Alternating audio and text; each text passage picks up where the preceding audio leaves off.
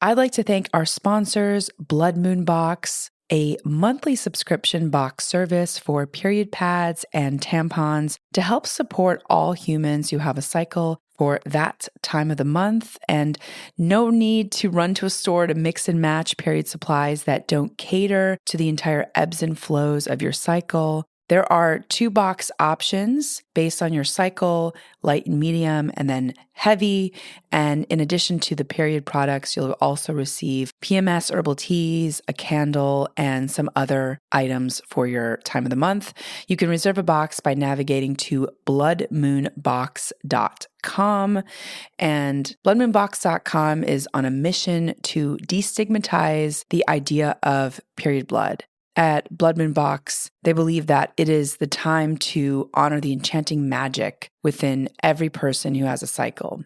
So join us in embracing the magic of your cycle with Blood Moon Box.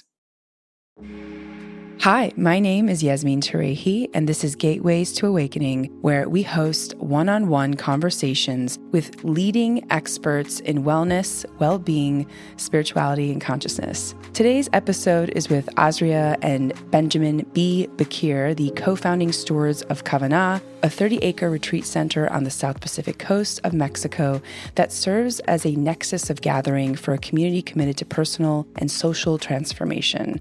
The husband and wife duo are also co-stewards of MUSA, a 500-acre beachfront residential development. The Bequers have dedicated the past decade to their passionate desire to put power and resources into the hands of purpose-driven entrepreneurs and creatives. And to support this work, they co-authored the Becoming book and developed the Becoming Process, and that's with a Q, a unique and powerful methodology that integrates transpersonal psychology, sociology, systemic theories, leadership coaching, breathwork, neuroscience, and other embodiment practices. I met the Bequers a couple months ago and have had a chance to drop in with them both, and they are just both incredibly transformational leaders, and I'm so excited to welcome them to the show. So welcome to the show. It's such an honor to be here, and we're looking forward to playing with you. Thank you. Thank you for having us. So to kick it off, what does spirituality mean to you both, and what role does spirituality, play in your life? Oh, it's just a minor detail. Just a small question to start off. It's such a journey. So I would say that the path of spirituality to me is one of going in the direction of interconnectedness. So when I feel interconnected to others, to nature, to this planet, to me, I'm getting closer to my spirituality. And I think it's also deeply a journey within. And so I think that, the more I am in that space of interconnectedness, the more I feel like I'm connected to my spirituality. And Oz, what about you?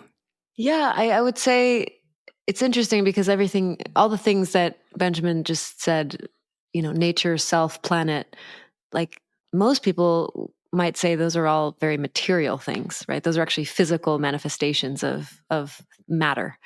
And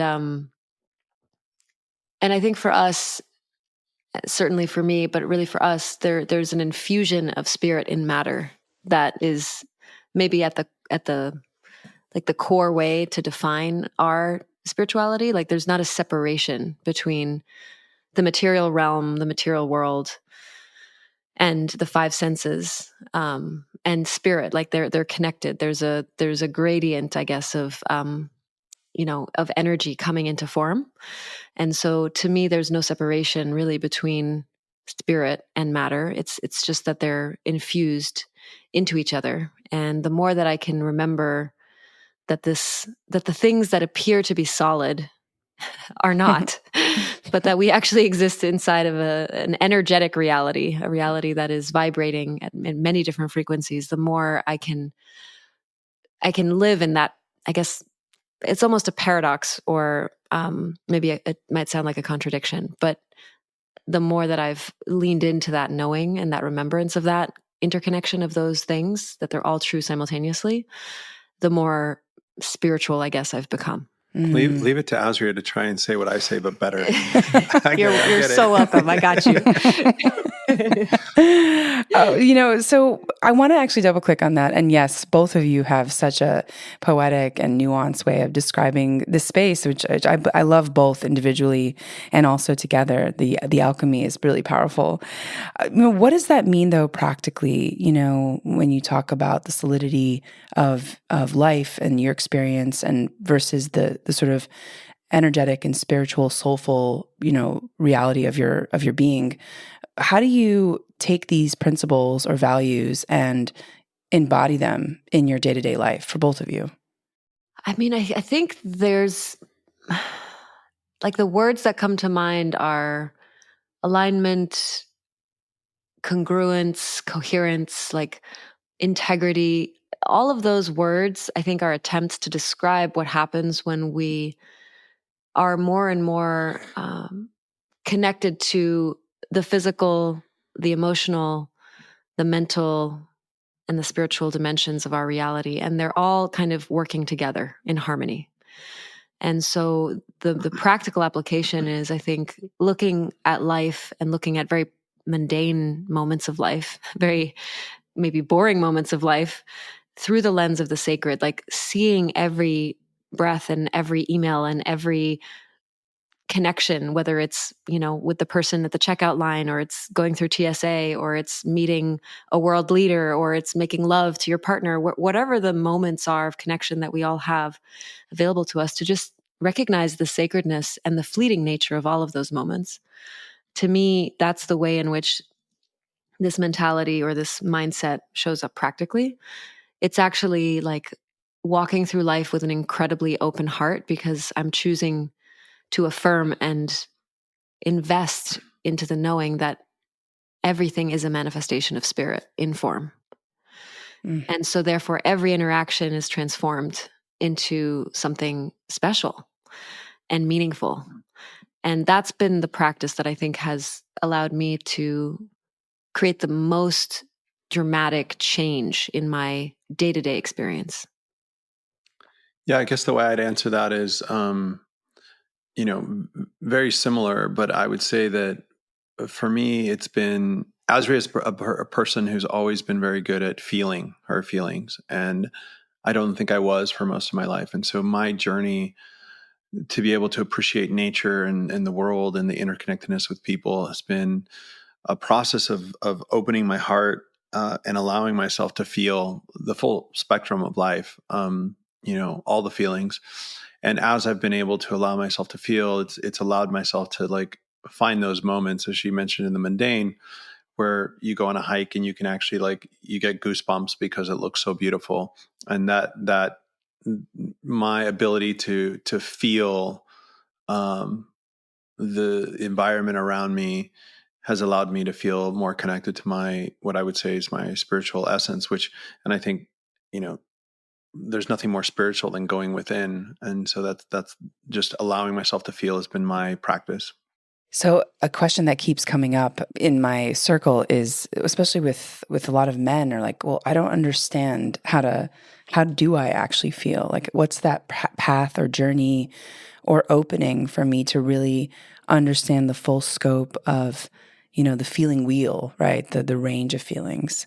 And so I'm curious, can you maybe describe your experience of getting more in touch with that side of yourself, and perhaps even through, Azrya's, connection? I'm just curious, like, how did that play out for you? And I'd love to hear that journey so that people listening in can also take steps towards connecting with their feelings.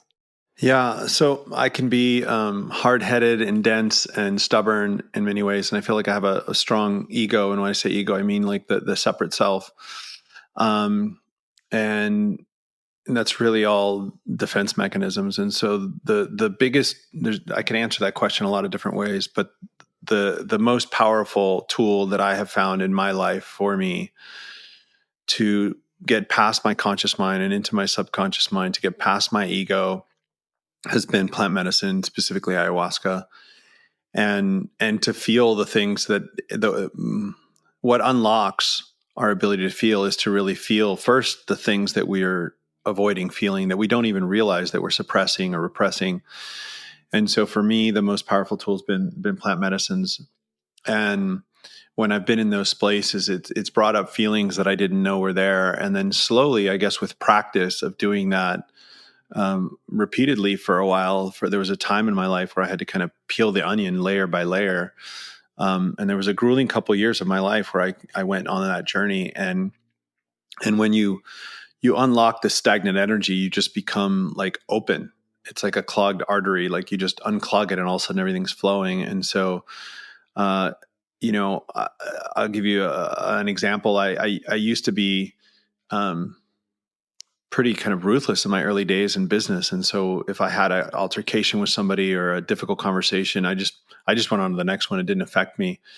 And now I find myself actually feeling really empathetic in conversations with other people or in negotiations where I actually want the other person to get what they're seeking as much as I want to get what I'm seeking. And so it's just opened up this empathy, and sometimes it's difficult. It's sometimes it's harder even to manage life when you feel so deeply. And so I've gone from a person who suppressed a lot of feelings to now allowing myself to feel them. And so the plant medicine's been my biggest journey, and certainly Azrya has been naturally gifted in that way. And so being with somebody as much as we are together and witnessing how she moves through life has been also a teacher of just of how when she allows herself to feel like what's available on the other side of that. Okay, so I want to dive now into your book because you brought up, ayahuasca and as a catalyst for connecting with yourself, and also the journey of the alchemy between you and Azrya. And so, why did you guys decide to write the book Becoming? And what are like the major themes that you think have resonated with people the most? I mean, I feel like the book decided to write us, not the other way around. We started writing the prologue to the book 2 weeks after meeting on a flight home from Mexico. And the book really just started writing, like literally started writing itself. And I have that experience with writing. Maybe you do too, where the words are coming and you're like, wow, where is it coming from? It's just like flowing through me. So that's kind of where it began. And then, when I met Benjamin, I had already been pretty seriously committed to my spiritual path and my path of transformation for, at that point, like 7 years. And I had gone like off the deep end in all the ways. I did all the things that I checked all the boxes of what you're supposed to do when you're going on like a radical transformational journey. I left my job. I left my relationship. I changed careers and purpose and, traveled the world and just really untethered myself from a lot of things that were keeping my identity in a certain, sort of shape. And so I was, I guess, reassembling the pieces and had been for a couple of years. And I was starting to really understand what I was meant to do with my life. And I was starting to really try and translate those visions into kind of a business plan, like an actual something that I could share with someone that could help me really make it happen and realize it. Because I had no experience in business. I was always on the artist side of things. And so it was at that time that I met Benjamin, and I kind of laid out this big picture vision of all the things. It was an ecosystem. It wasn't like one thing. It was a lot of different things, including media and community and retreat center and transformational programs and thought leadership. And there was just so many like ingredients inside of this big picture vision. And he's like, listen, I think you're very gifted and you have a knack for communicating. And I believe that you can do all the things you want to do, but you can't do them all at once. And so if I had to make a recommendation, I would say that you start with a book, because your greatest, most immediate gift is your ability to write. And so initially it was going to be my book. And I had kind of really leaned into that idea.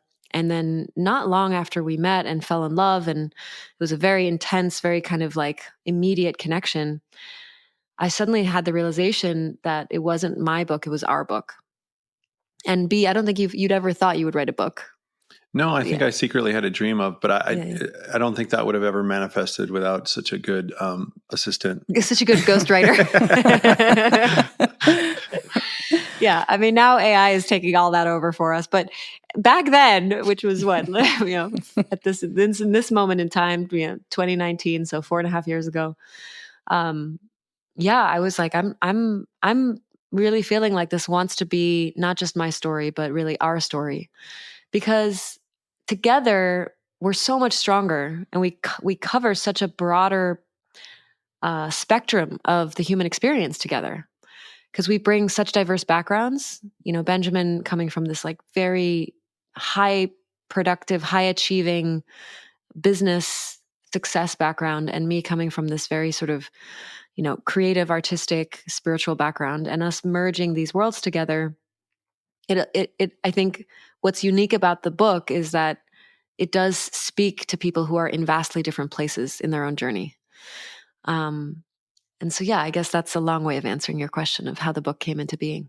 So, the book Becoming, just for those listening who have not read it, is really a story about your journey of coming together and also your inner world. And that's the part for me that was so intimate and so vulnerable and so powerful. And I think most people who start the book Becoming will read it in like 1 to 2 days. I think that's been like the common feedback that I have heard across the board, myself included. I think I read it in like 24 hours.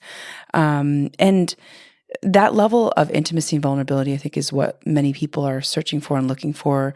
And then when you see it and witness it in the context of this very conscious, intentional partnership, it's really even more powerful. And so I want to talk about what conscious partnership, means to you, and also kind of the different ways that you're exploring partnership. I think this conversation obviously is happening all the time in California, where people are sort of, having this inquiry of what is the right way to be in partnership, to be in relationship. And, I think that you guys have been exploring that. And I felt like that was a large part of what the book was about too. So I'd love to hear, your themes on partnership, and sort of what you guys are exploring in that realm. Yeah, I think I'll throw out a few things. I think that number one, I think we stand for each other's greatness, and we sometimes see things in the other person that they maybe don't yet see in themselves. And Azrya has really been that for me. My father was that for me in a way. And so through the reflection of others, sometimes you can grow into the greatest version of yourself. And we have that for each other. We have great respect. And I think the other thing that's really unique about our relationship is that the gentleman is Jim Dethmer has this quote: "What are you willing to risk for full aliveness?" And it's a real theme in our lives, in that we're willing to risk really anything or everything for full aliveness. And what that means is we're willing to feel uncomfortable in order to have a pristine relationship. And so we share things when they come up in a way. And what I think is beautiful about it is when we share something, the other person doesn't get defensive. We actually look at it from our own perspective and look at ways in which we might be showing up. And so that was really new for me. Azrya really was a teacher for me. And so when I would bring something up and share it, I was wait for her to get defensive or the argument. We in 5 years together, we've never had a fight. We've had very difficult conversations that, could have ended our relationship, but we did it from a place of wanting to understand. One of our teachers that works with us, Astrid, has this great kind of metaphor for understanding, or kind of framework. Are you listening, number one, to respond? Are you listening to understand, or are you listening to be transformed? And I think in our relationship, when we listen in that way to be transformed. And so I think that's that's what allows us to move through life. So I think easily in our relationship is because we have the difficult conversations, but we have them from a place of deeply wanting to understand and be transformed by the conversation. Yeah. And then I think you're alluding to also, you're asking, I think, about kind of how we look at sexuality in our relationship. I'll let Azrya maybe dive into that a little bit, but I think I picked that up in your question. Yeah, you did, but also, I really appreciate your response on, especially the listening piece and having candid conversations in a way that feels constructive and, with the other person's highest interests. I think that that's kind of like the big evolution that needs to happen, I think, in all partnerships and relationships. And it's difficult, I think, for a lot of people. So I actually want to double click on that before you move into the second part of this answer. I want to understand more, how you were able to facilitate that conversation without getting defensive. Was it a gradual thing that happened? Because a lot of people ask this question. That's why I'm digging into it. Yeah, I guess one thing I'll say is there's a beautiful definition that I've come up with of my definition of love, right? Love means many things, but is love from my perspective in relationship is to want what's best for the other person, even if that's in direct conflict with what's best for you. And so I think, at least for me personally, when I look at the relationship or where we're at, I think often I try and look at love from that perspective. And also, we have a guiding principle in our that we use, which is beyond our preference, what would love choose? And so, when we're looking at it, typically in relationship, when there's conflict, there's strong preference. And so, I think if you look at preference and kind of step back from it and try and like be the observer of this conflict potentially, and say, beyond my preference, beyond my partner's preference. So it's not also placating to what your partner wants. What would love choose in this greater love? And sometimes that is to be quote unquote selfish in the moment. Maybe you need to take a day for yourself and do some self-love, care, or whatever. And sometimes it looks like being in service to the other person, maybe externally. But when you're asking that question of beyond my preference, what would love choose? I think that you're going to, and if you're constantly asking yourself that question, it's kind of like, relationships kind of like a cruise ship going on a long distance. And the way you stay kind of your GPS stays focused is by constantly asking that question. And so we often will ask ourselves that, I think, in relationship. And that's been my guiding kind of, at least from an intellectual perspective. And then I would say early on in our relationship, what really allowed me to allow the defense mechanisms to come, and you read about it in the book, is I was at a moment in my life where I was doing a fair amount of plant medicine. I don't do so much anymore. But it was really useful when I would feel my natural defense mechanisms come up and that scared little boy inside of me come up. And I would go to the plant medicines and really try and tune in and tune into my deeper knowing, that subconscious knowing. And that allowed us to move really exponentially through our relationship in the beginning. I'm so happy I asked. Yeah, I guess, we share a similar worldview, or maybe not 100%, but fairly identical worldview in a lot of ways. And we both are growth junkies. And we've found that the fastest way to grow is, both individually and together, is by using this other framework that I'll share, which is, we call it the 5 T's. Which is just trust the triggers to teach. And that one choice to believe that is real, that every trigger has a lesson or a wisdom encoded inside of it. And our only job is actually to figure out what that is. It takes conflict and it turns it into opportunities for growth. So if he acts in a way that is triggering to me, the first thing I do is ask myself, okay, what's the lesson? What am I meant to learn about myself? Why is this getting to me? Why is this getting under my skin?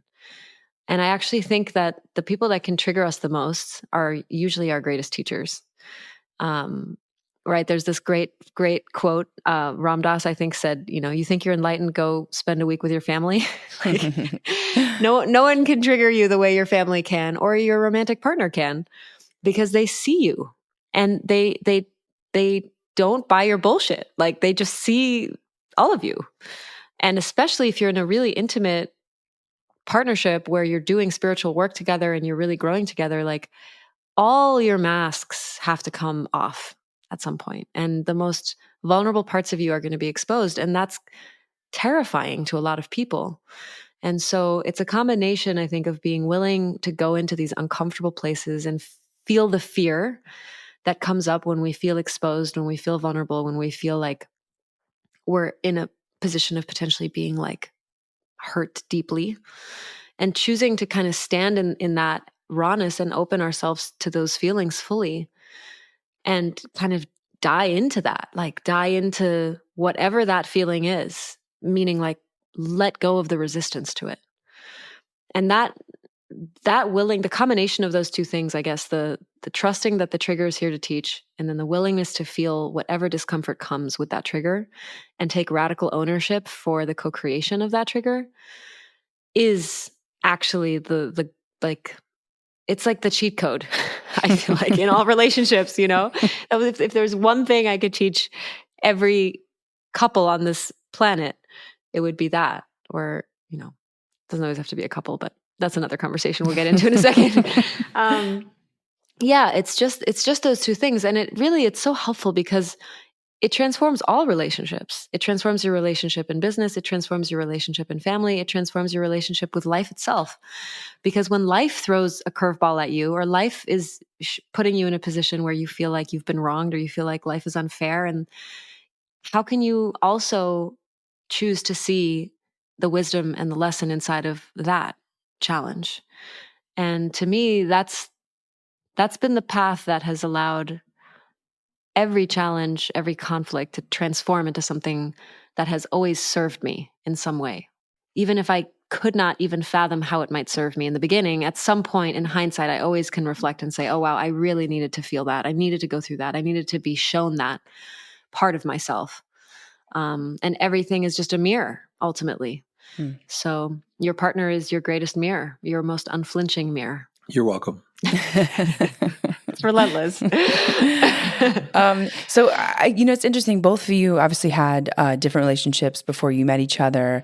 I'm curious if you noticed the same things come up from past relationships to this one, and what was different in this time around. Because I think a lot of people, especially coming out of the pandemic, it feels like everyone I talk to is like getting divorced or splitting up, or, there's just a lot of turnover, put it that way.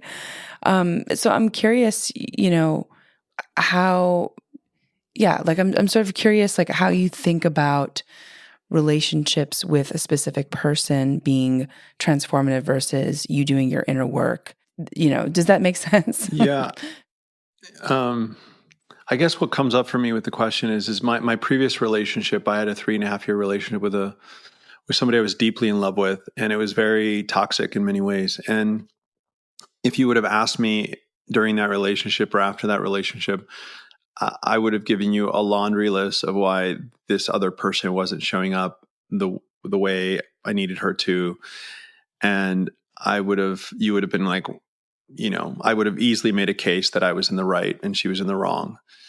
And I think that the further I got away from that relationship, I was able to reflect that, and through really honest, reflection and contemplation, I was able to see, and all of those things were true, but I was able to see that she wasn't able to show up the way I needed her to show up because I wasn't showing up in the way I needed to show up. And I think David Data was one of the authors that helped me kind of see that a little bit. And I was able to see that he has this chapter in one of his books. He says, women are not liars.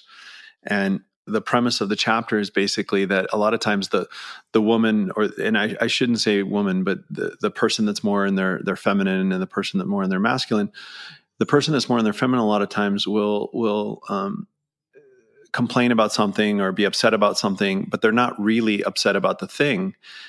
And it's not that they're not lying. It's not that they're lying about what they're upset about, is they don't truly understand what they're really upset about. And so if and I'll use male and female, but this could go either way, right? But if the woman who's maybe more in her feminine is upset, she may be mad. You didn't take the trash out. You didn't do this thing. The garage is a mess, whatever.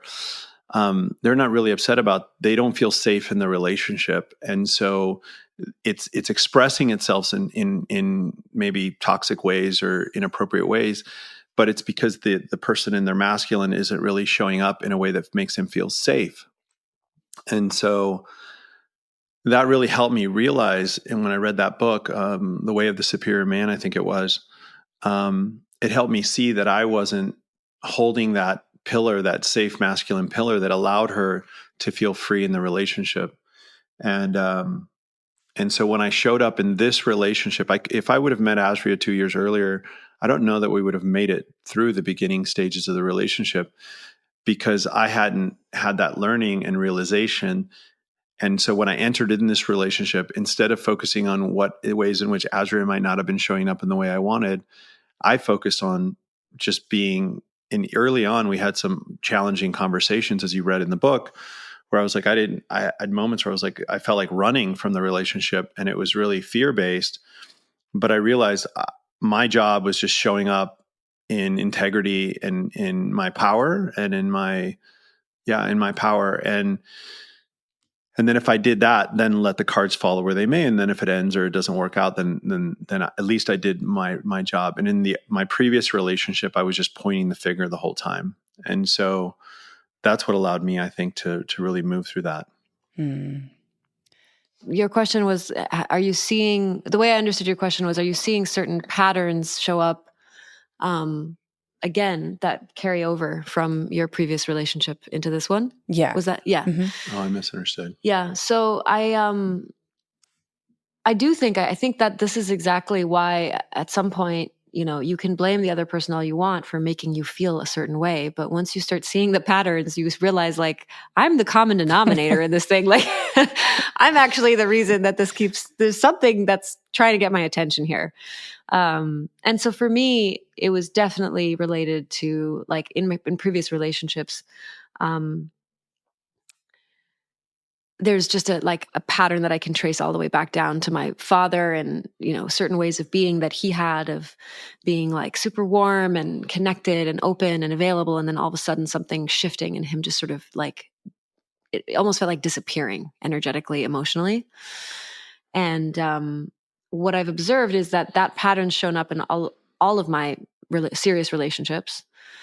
But as I've grown and as I've taken more ownership of my co-creation in it.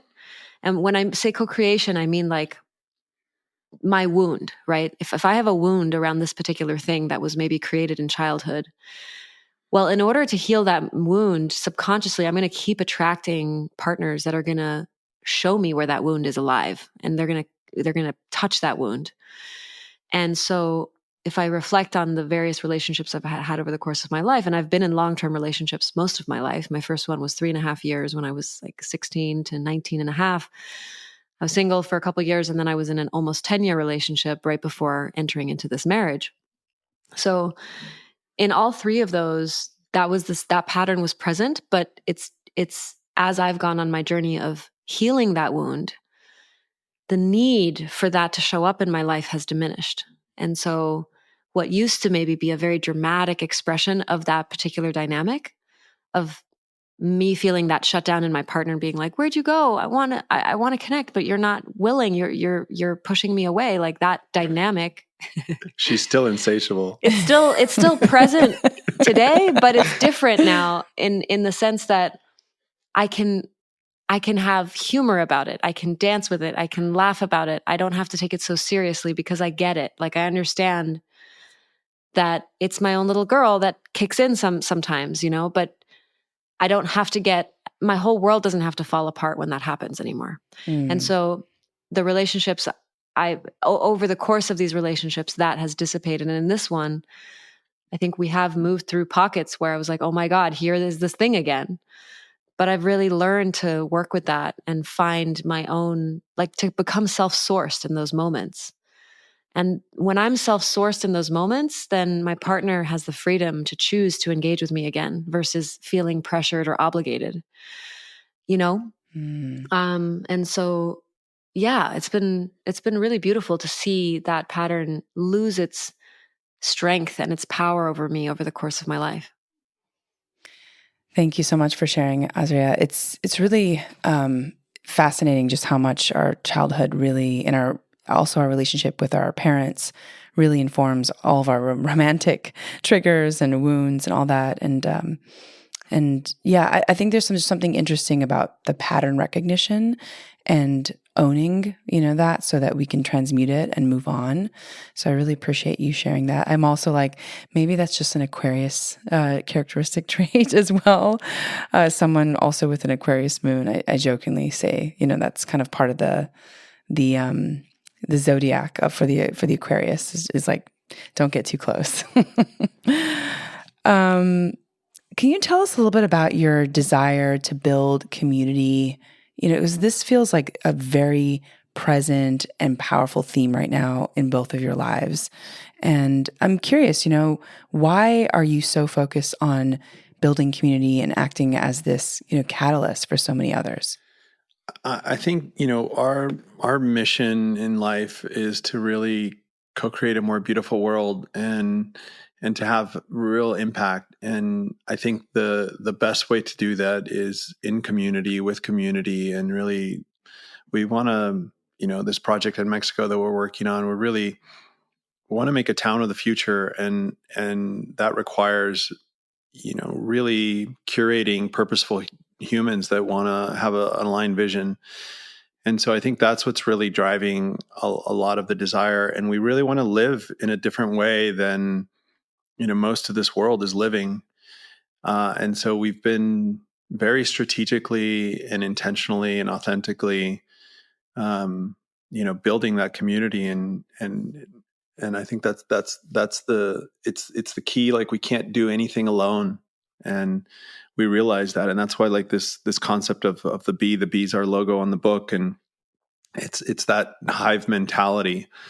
And so I think that's what's driving it more than anything.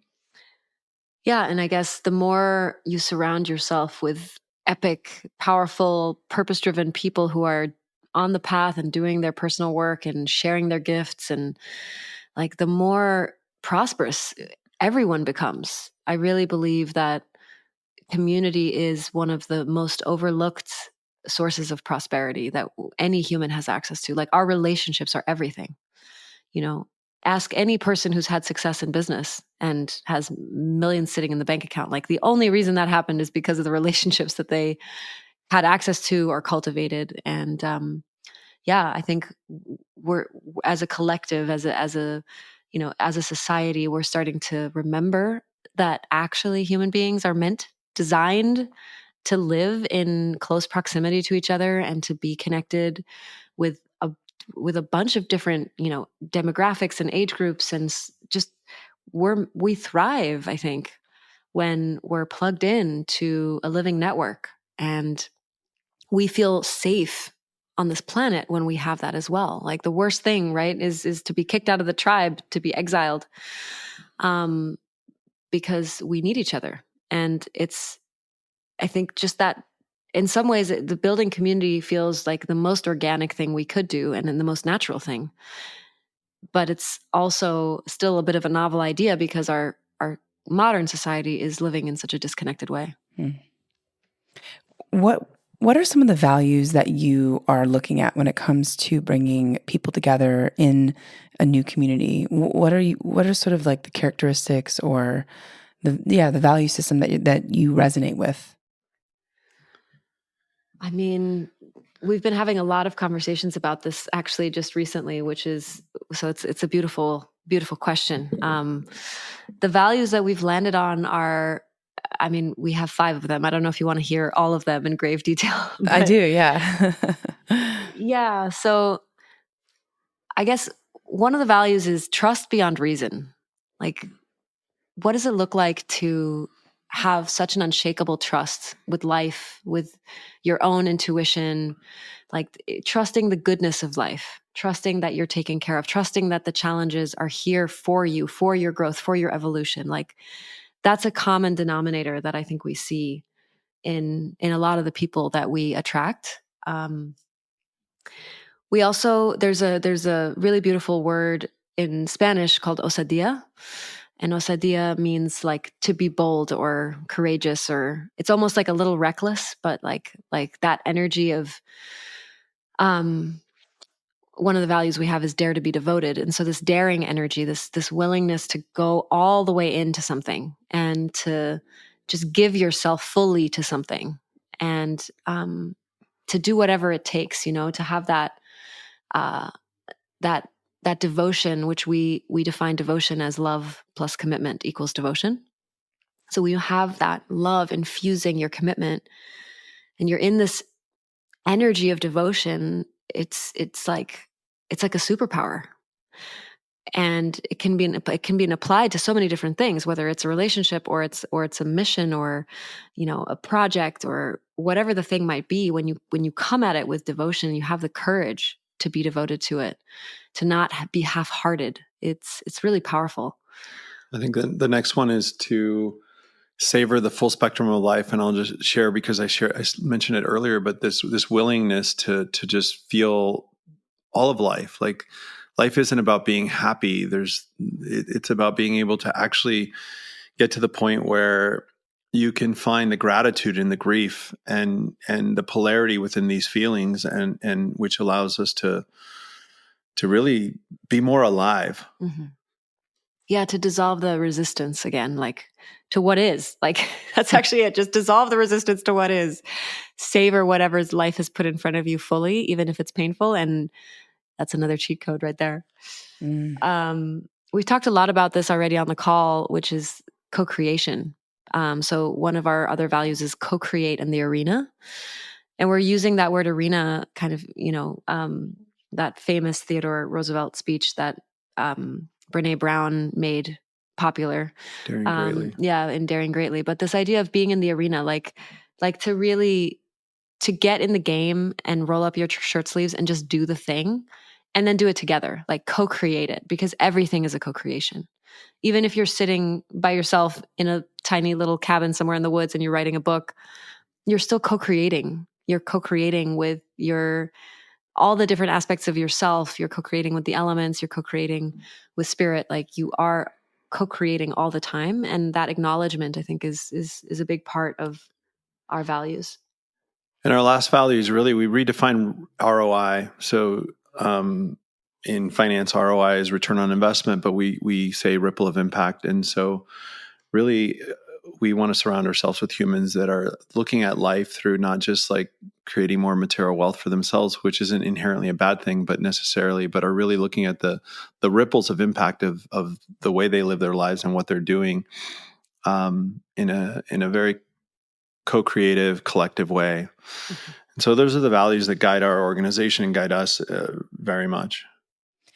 I love these values so much, and they all speak so deeply to me. And I especially love the savor the full spectrum of life one. I mean, that, you spoke about that earlier, but it's really resonating. This really, deep kind of love affair with life really changes every moment. Mm-hmm. So I want to talk a little bit about the word kavanah, because that is, you're sort of moving into that name as the name for your community and offering. And so I'd love to understand a little bit more about the journey towards kavanah, what it means, and what you hope to create with it. Yeah, kavanah is an ancient word, and it actually has the same meaning in Hebrew and Sanskrit, which is essentially like the intention you bring to your prayer or to your action or to the way you live your life. It's like, what is the energy that you bring, the intention you infuse into the thing you're doing? So it's a really powerful word, because I personally like to treat my whole life as a ceremony or as a prayer. I'm not a religious person, but seeing life through the lens of the sacred, to me, is a very practical thing. It's not a theoretical thing. It's like, when I'm washing the dishes, can I be in reverence can I have the intention, the kavanah, to be in reverence of the clean water that I get to have, when so many humans on this planet don't have access to that? Can I bring my awareness to that and find gratitude in the action of doing this mundane task that I do every day? Like, those are the ways in which kavanah, I think, can, on a more subtle level, show up. And then, of course, on a more sort of meta level or more big picture level, like, what is your kavanah in general for your life, for your time here on this planet? This is a big question that a lot of people are grappling with. Like, what am I really here to do? I have a finite amount of time on this planet and this human experience. Like, what am I going to do with it? How am I going to infuse it with the thing that only I can bring? That unique essence that I'm here to share with the world through my purpose, through my expression. Maybe it's to be, a certain type of parent, or it's to be a business owner, or it's to be a community member, whatever the thing is. But the more we can bring Kavana into our day-to-day awareness and understand how powerfully intention shapes every aspect of our reality, the more life also responds to that intentionality, I believe. Like, it's a direct dialogue, because we're not just living in this sort of pre-programmed, go through the motions routine way. We're actually stopping and checking in and listening and choosing our experience with everything we do. And I want to understand a little bit more about your own intention for each day. What is your morning routine, and how do you sort of come back to the intention that you have for life? Do you have a macro intention? Do you have mini intentions every day? How does that work for you? Yeah, how do I answer that quickly? I spent a lot of my life, or really thinking about my intention and my purpose, and we have this operating system that was birthed through a time in my life where I didn't feel like I could trust myself, and so I wanted to create this deep this framework that it would allow me to guide my life. And I would look at it quarterly, I would look at it monthly, I would look at it all the time, and there was this deep kind of always reflecting on it. And I think I'm at a stage in my life where, really the first time in my life, where I'm so clear about where I'm going and how I'm living, that I actually don't have to think about it anymore. And it's really just in the last few years, it's the first time in my entire life where I didn't really have to think about creating goals. And, it was like, oh, it's year end. This is the first year where I'm like, do I really even need to sit down and think about next year? It's like, it feels so clear, and I feel like on my path. And I will admit that my morning practice has fallen by the wayside. We're working 80, 90-hour weeks. It's pretty intense in our lives in this moment. But, for the first time in my life, I feel like super clear and aligned. And I feel like that my purpose is, I'm currently feeling like I'm living the highest expression of myself, and I've never felt that way before. And so I feel like the universe is showing up in ways where the synchronicities of life are really remarkable at this stage in our lives, because I do feel like, we feel like the universe is benevolent and working for us. And when we're in that sweet spot, you get in the jet stream of life, and things are just moving at exponential paces. But I guess that's how I'd answer it.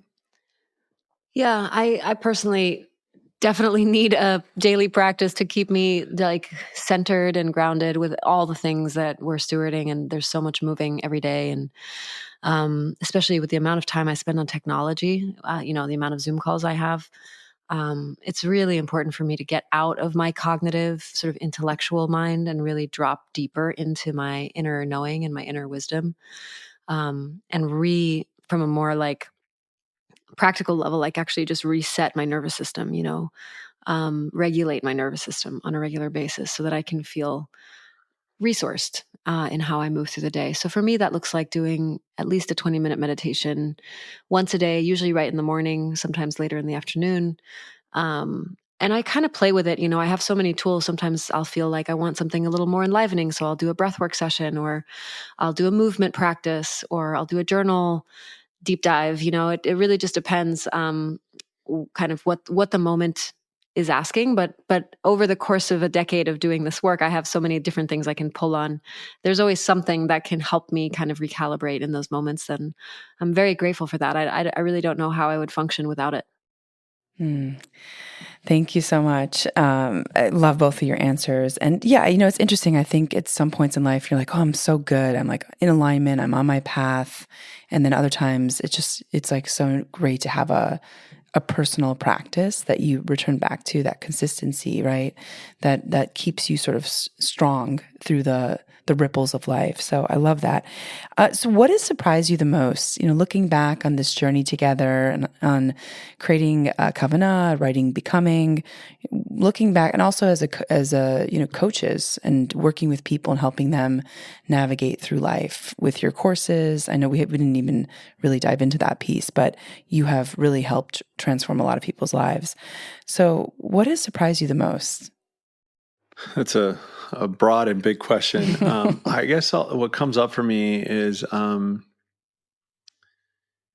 Azrya and I met and we realized that our separate visions were so similar but so different, and that together we felt like they were really powerful. And we spent a year really designing the Becoming process and our methodology, and not just ourselves. We have built a team, and we built something that I believe is really remarkable, to really try and condense, what might have taken us 10 years of work to do in a 6-month program.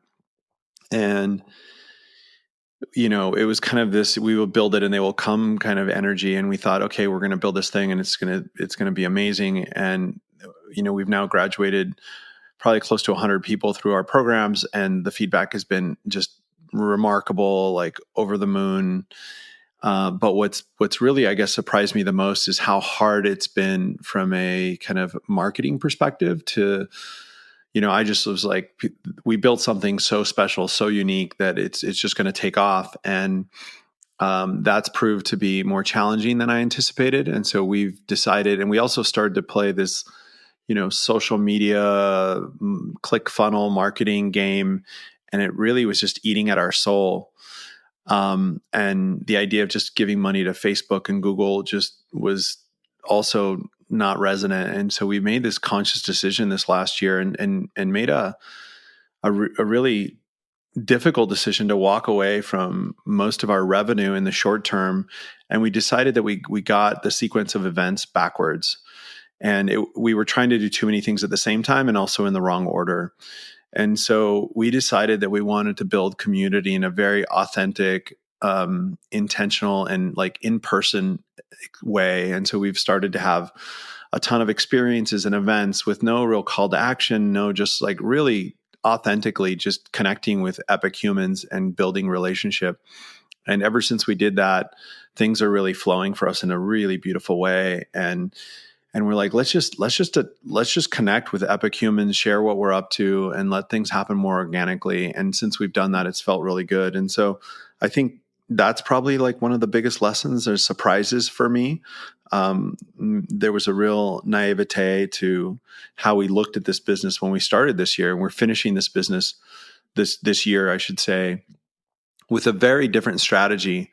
But it's feeling really resonant and it's feeling more organic. Yeah. Yeah, I guess I would say the biggest learning or surprise is for me always it's like a consistent thing is that I can't do it all at once. I'm always like amazed. I'm like, what? But why? Like I'm an infinite being. I see it so clearly. It's like obviously wanting to happen. So why is it when that translation process from vision state into third dimensional reality state, into time and space and matter, and is always surprisingly more complex than I anticipate and slower than I think it's going to be. That's kind of the common thread, I think. And so at this point, I've kind of learned to just be amused at my own, like awe of that. And I at least now I can understand how to work with that part of me that always overestimates what I'm capable of, because I think so many people struggle with believing that they can do something. And my challenge is the opposite. I have to actually like sometimes let go of the belief that I can do it and actually honor that I can't do everything. So that's been surprising for sure. And what is your main takeaway kind of for both of you? What do you want to leave our audience with?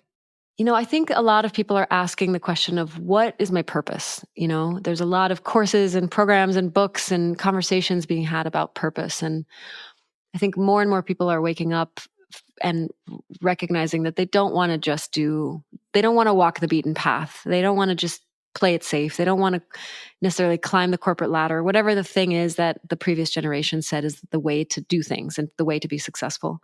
And so there's this deeper question around, okay, well, if it's not that, if it's not the traditional thing, if it's not the American dream, and I know this is an international audience, right? But that penetrates, I think, like worldwide, that framework of like sacrifice today for tomorrow.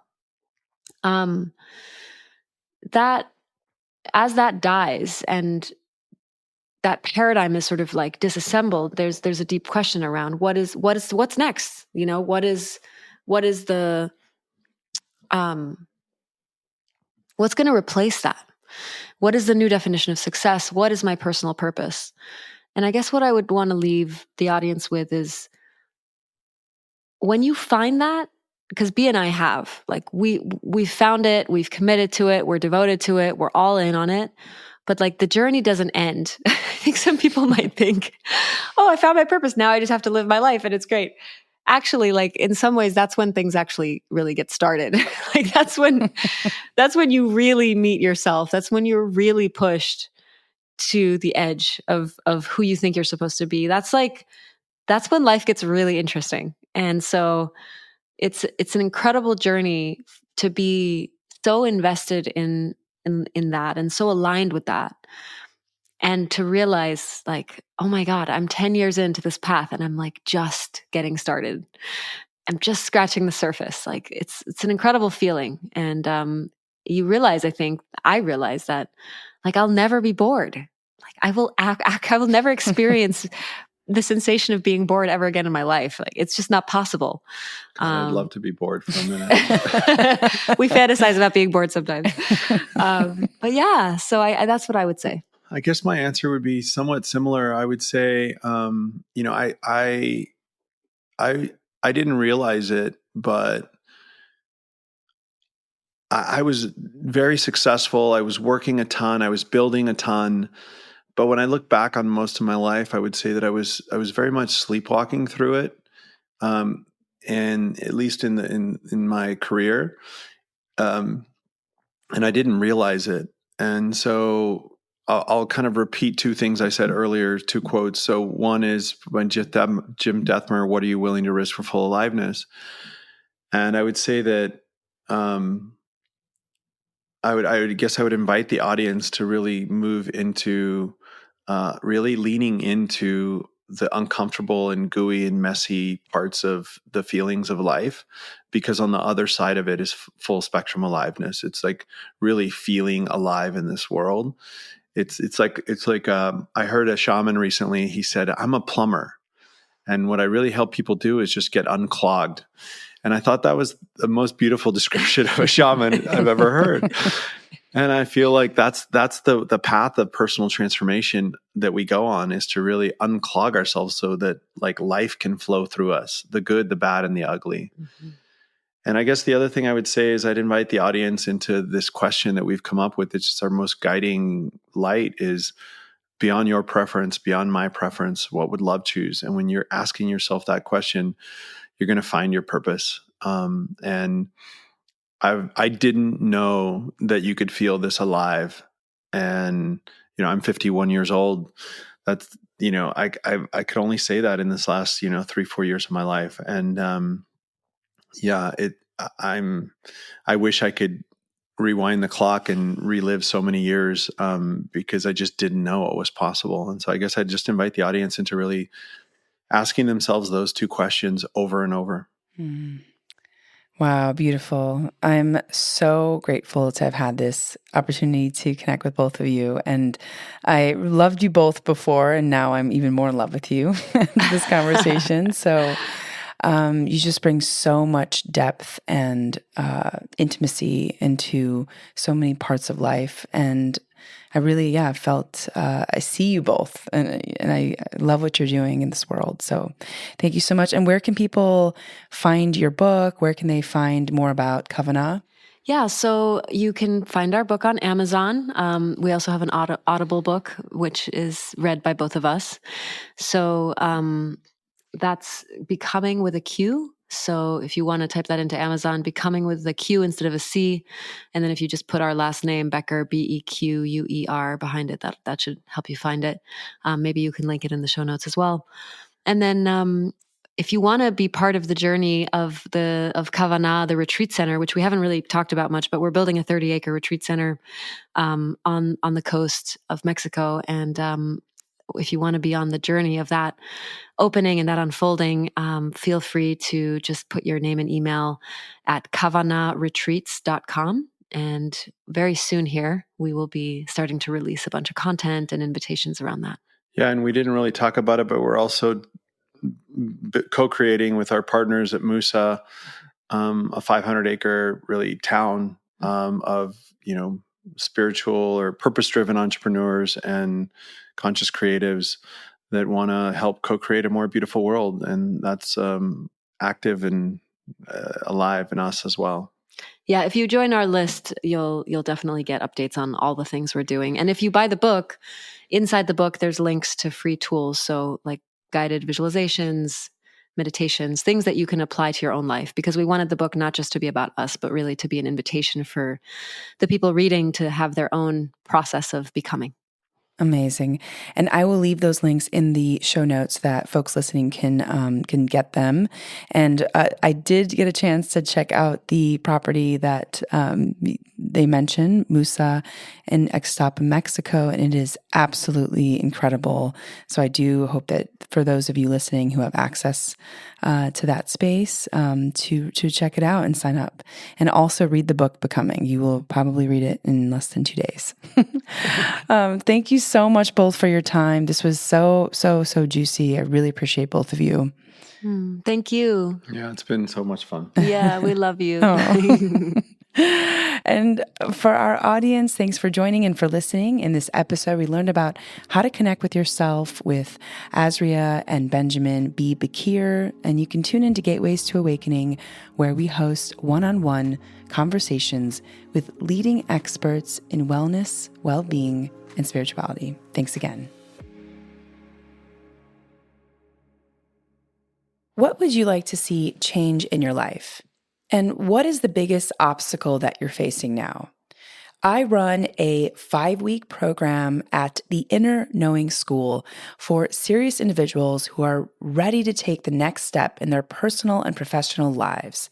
I will personally be coaching a small group of individuals, a number of practical tools and frameworks for creating an intuition practice and for self-mastery. You can find more at theinnerknowingschool.com.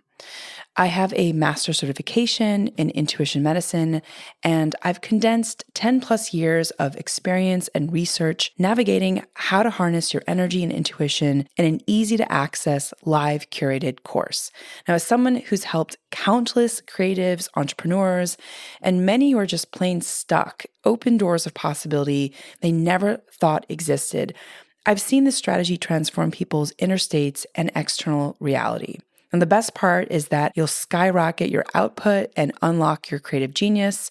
I'll work with you weekly live to overcome your limiting beliefs and show you how to manage your energy instead of your time. I'll teach you how to create clarity, processes, develop your intuition based on some of the top tools and frameworks that I've developed. And you'll get access to guided meditations and visualizations not available anywhere else.